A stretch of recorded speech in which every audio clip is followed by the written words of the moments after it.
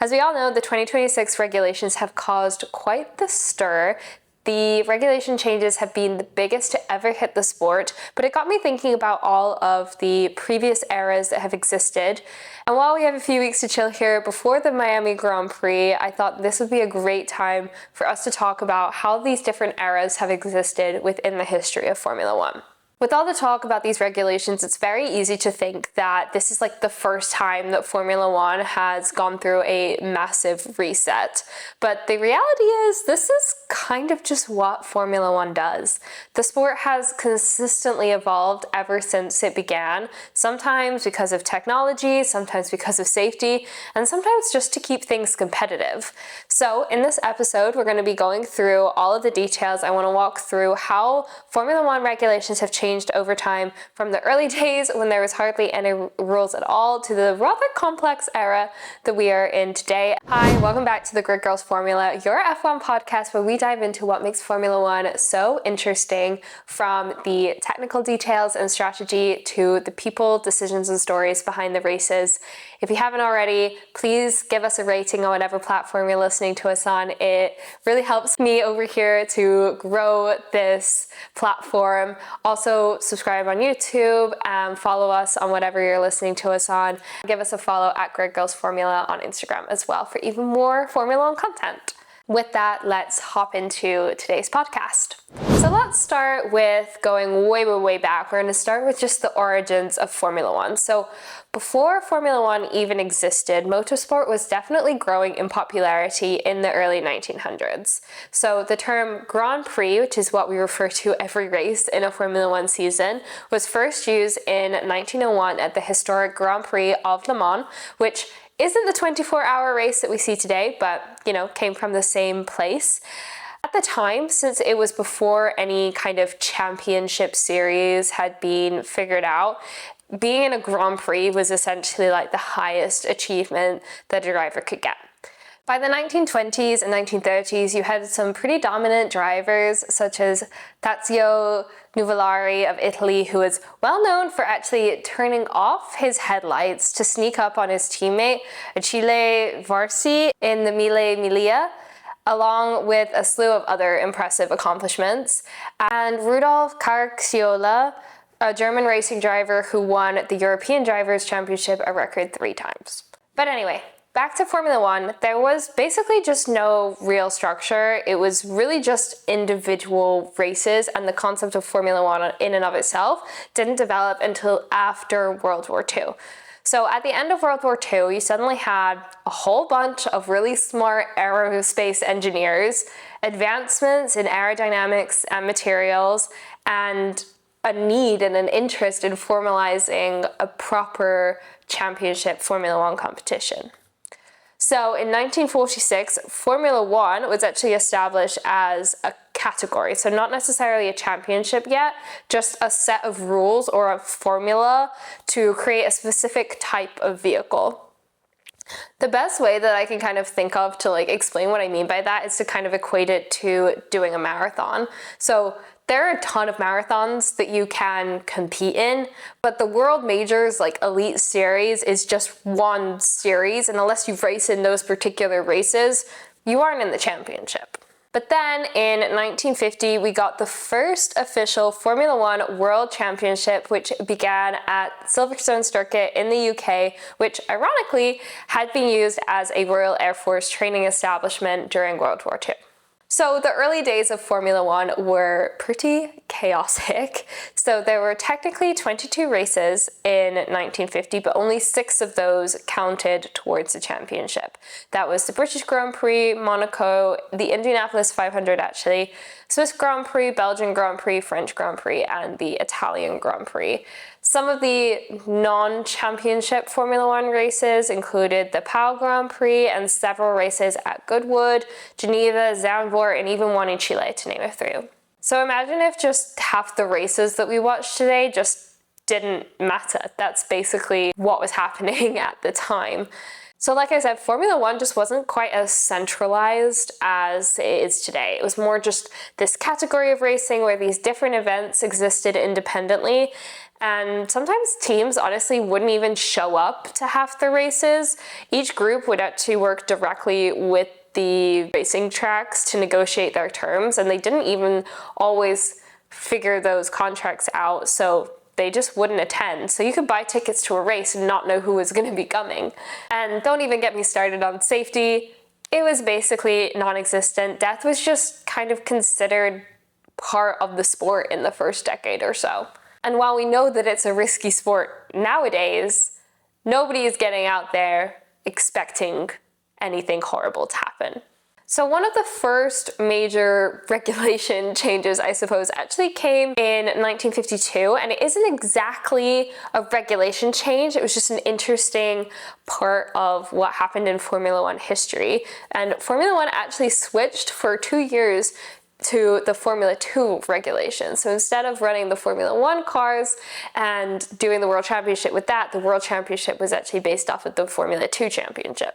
And this wasn't necessarily because they wanted to just ditch Formula One as the World Championship program, but there actually just weren't enough competitive Formula One cars at the time. The Alfa Romeo cars pulled out due to a lack of funding. Mercedes were waiting on some new regulations that they were expecting in 1954, so there just weren't enough good cars to make it an interesting sport. So instead, they lowered the barrier to entry so that they could have a more diverse field with a lot of new manufacturers involved. And this is just a good example of one of those times when regulations weren't necessarily about performance. They were just trying to keep the sport alive and keep the World Championship alive. And really, the regulations in general were a lot looser than they are today, and the development of the cars was really what was driving the sport. So fast forward a couple years, 1958 was a pretty big year for the sport because it was the first year that the Constructors' Championship was introduced. They also were no longer allowed to share cars during a weekend. I've shared some stories about this in a previous episode, but they were actually allowed to just swap cars, and then drivers could finish in multiple positions in the races because both of them drove the cars. So it's pretty interesting. Also in 1958, Stirling Moss won the first race in a rear-engine Formula One car, which very quickly became the norm on the track, but up until this point, it hadn't been. So in 1961 was one of the first real major regulation changes to come about, and it was really focused on the engine. Ferrari completely nailed it, but the British teams that had kind of been dominant in the years before, they didn't. They honestly just wound up being behind because they didn't want the engine changes and the regulation changes, and they thought that their influence would be enough to drop the changes. Spoiler alert, it wasn't. And this has become a bit of a recurring theme in Formula One, where regulation changes are a chance to reset the competitive order, but there's always people who don't like the change. So moving on into the 1970s, which was honestly one of the most transformative decades of Formula One history, not just technically and in terms of just the heyday and like the golden age of Formula One, but also just structurally and the way that it worked. It gained a lot more structure in this time period. And there was really one guy in particular that has to be thanked for that, and that is Bernie Ecclestone. He essentially centralized the commercial rights for Formula One. He organized all of the teams under one body called FOCA, or the Formula One Constructors Association, which gave them a lot more leverage and bargaining power to work with the various tracks and races that were set up around the world. And he brought a lot of consistency to the sport by doing that. As I said before this, teams were negotiating individually with race promoters, which meant there was no guarantee everybody would show up to a race. And Bernie was able to completely turn this on its head and change that. He also pushed for live broadcasting, which completely transformed Formula One and turned it into a global spectacle to allow the world to see the drama unfolding on the screen. Before, you actually had to go to the race. You didn't have a way to watch it otherwise. This allowed the world to see some of the most dramatic battles of the time, such as James Hunt and Niki Lauda, which is one of my favorites. I absolutely adore the movie Rush, if you haven't seen that. It's a little bit fictionalized, but gets to the point of what happened between them, and it's just an incredible rivalry. Formula One also had its first race in Asia, in Japan during the 70s, again expanding that global footprint of the sport. Around this same time period, Bernie also encouraged all of the teams to be a lot more professional and polished. I could do a whole episode on Bernie Ecclestone and just his information as well. Like, he's another just very interesting character in the world of Formula One. And at the same time, developmentally in the 70s, there's a lot more aerodynamic development, ground effect was introduced for the first time, and cars got significantly faster. That being said, safety was still very much lagging behind. The regulations are there for a couple very clear reasons. Number one is just to make sure that nobody is getting an unfair advantage. Number two is to keep everybody safe. And number three is to keep the sport interesting. And in the 70s, drivers like Jackie Stewart were pushing really, really hard for changes because fatalities, unfortunately, are really just part of the history of the sport, and they were still happening far too often, a lot of the times in preventable circumstances. In 1978 was actually the first time that they had a medical car follow the cars during the formation lap to help improve the reaction time in case of a first lap accident, which they still do today. If you see the green Aston Martin at the back of the grid during the start, that's exactly why. It's just so that they can come and help in the event that something happens on that first chaotic lap. This was also the last era that races were held at extremely long, dangerous circuits, such as Spa, which is about 8.7 miles, which we do still race at Spa today, but it's a much shorter version of the track. We also don't race at a very traditional circuit like the Nürburgring, which is 14.2 miles. Today, most of the tracks are closer to 2.5 to 4 miles. So the 1980s were a bit of a turning point when it comes to the approach to safety and really seeing the cars turn into what a lot of us kind of now understand as being a traditional Formula One car. So you had ground effect, which was pushing cornering speeds higher and higher. The first car to have ground effect was introduced in 1977 with the Lotus 78. But there was a very quick adoption of these cars, which meant that safety again kind of started to fall behind because ground effect allowed the cars to go so much faster than they'd ever gone before, and they wound up banning ground effect for that reason in 1983. But interestingly enough, they actually did not give the teams a lot of warning when they decided to ban ground effect, because they only banned it in November of 1982 for the 1983 season. So a lot of the teams had a very quick turnaround to redevelop their cars for the following year. In addition to ground effect, turbocharged engines were also producing pretty insane amounts of power. It was actually also originally introduced in 1977 as well by Renault, and it took a little bit longer to develop to get it to be reliable. But again, once it was in the running, it was dangerous because it was just a lot faster and a lot more power than the regulations and the technical advances of the time could really keep up with from a safety perspective. So in 1989, turbo engines were banned as well. Also in the 80s, the last non-championship race happened in 1983. So that's that whole idea of being able to race in a Formula One race without being part of the World Championship. After 1983, all Formula One races have been part of the World Championship. Formula One just became a lot more standardized as this global championship and this brand of racing. And while safety was becoming more and more of a priority, it still wasn't quite in the place that it needed to be, but it was continually moving in that direction. And really what brought the biggest changes when it came to safety was in the 1990s. So it was one of the most important, although tragic, again, turning points in Formula One history. So in 1994, there was a brand new set of regulations. A lot of driver aids were banned. So that's things like traction control, active suspension, and ABS. They were all banned, refueling returned. There was a big regulation change to do with all of that.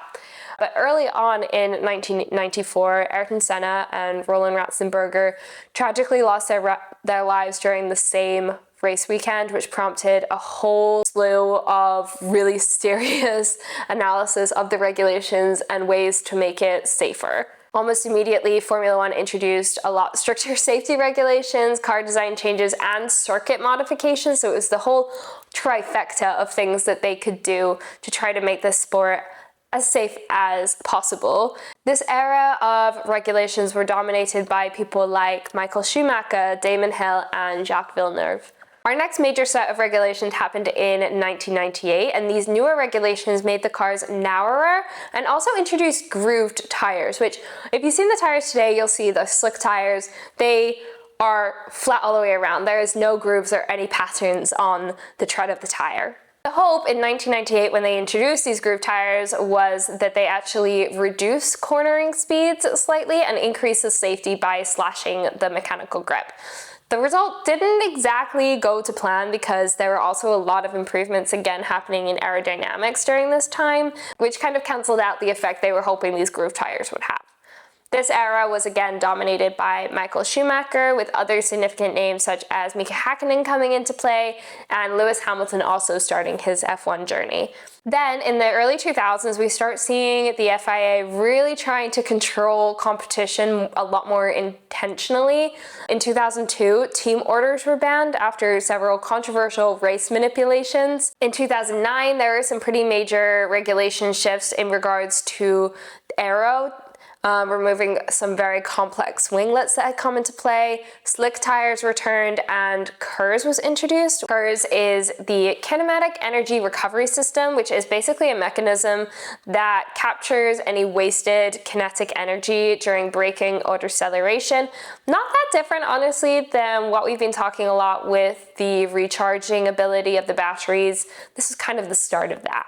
But those 2009 aero regulation changes actually caused a Formula One fairy tale, I think, as they call it, because Brawn GP in 2009 is a perfect example of the way that the regulation changes can completely just flip the grid on its head and bring out the most unlikely candidates to the front of the lineup. So Brawn GP in 2009, they were able to basically find a technical advantage very early on in the season before anybody else was. And when I say technical advantage, I mean that they won the first like 6 of 7 races in the season and were able to keep that lead going basically for the rest of the year. And Jenson Button won the championship that year. It's definitely actually something I want to do a full episode on at some point because I think it is so amazing. And also, I am such a big Jenson Button fan, and I have been, and I remember, even though I was young when he won the championship, I feel like that was the first time I actually really cared about Formula One, and I was like, yes, I was so excited when he won. Best time ever. After Brawn's initial dominance, this era was very much dominated, though, by Sebastian Vettel and Red Bull Racing. Then in 2014, we got what was, up until now, really the biggest shift in modern Formula One when we moved to the hybrid era. Hybrid power units were introduced, as well as devices like the MGU-K and the MGU-H, each of which are basically able to recover either kinetic or heat energy respectively.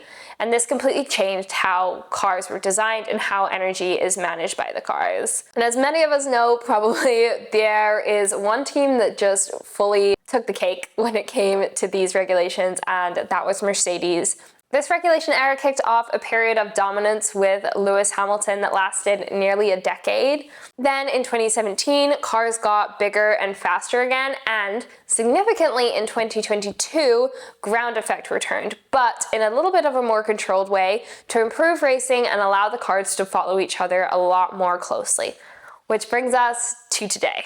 So now, 2026, we've already seen the first few races and the effects of major regulation changes so far this season.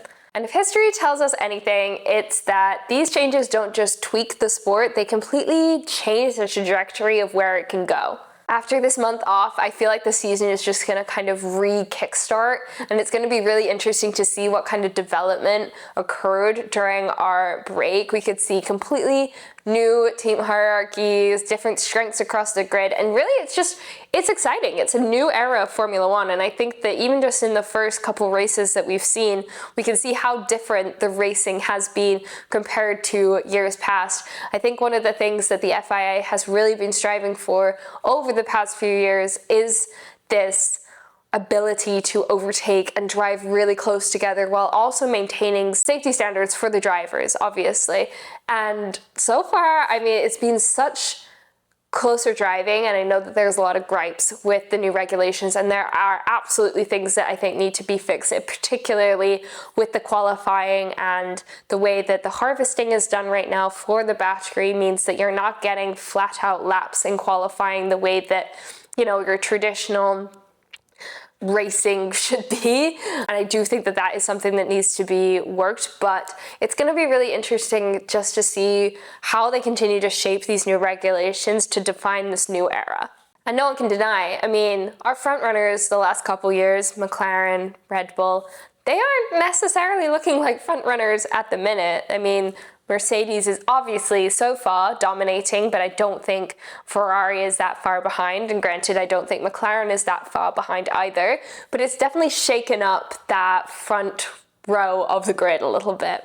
And who knows what we're going to see when the Miami Grand Prix rolls around. Could be a completely different grid once again. And that's one of the things I just think is so cool about Formula One is, yes, you're on the track. There's a race going on the track, and that's 2 hours every weekend of people going around and fighting and strategizing and all of this stuff. But there's a completely separate race happening that is a development race of who can figure out the loopholes, the intricacies, the ins and outs, how they can stretch the rules to the limit, stretch the engineering technologies to the limit, to be able to create cars that are just the quickest on the grid, the quickest of everybody else. And that is why I think that we're in for a really good season. Whatever happens on track, whatever the FIA decides with the rules, we're going to continue to see that development continue to change and shape the sport. So when people talk about Formula One, they usually talk about drivers, they talk about rivalries, they talk about drama, teams, all of that kind of stuff. But behind all of that is the regulations. They shape the cars, they shape the competition, and they've shaped the history of the sport. But even more so than the regulations themselves, it's the way that the teams are able to take these and develop them, the drivers that are able to push the car to the limit depending on what their driving style is, and if they get lucky and the regulations at the time suit them. And it'll be very interesting to continue to see what happens in the future, in the course of this year, as these regulations, the kinks are really going to continue to get worked out over time. That's just the way that it goes. And we'll see what happens by the end of the season. If you enjoyed this episode, then just make sure, like I said, subscribe to us on YouTube, give us a follow, give us a rating on whatever platform you're listening to this podcast on. It would really help me out. Make sure to follow us at Good Girls Formula on Instagram, and I will see you in the next episode. Bye!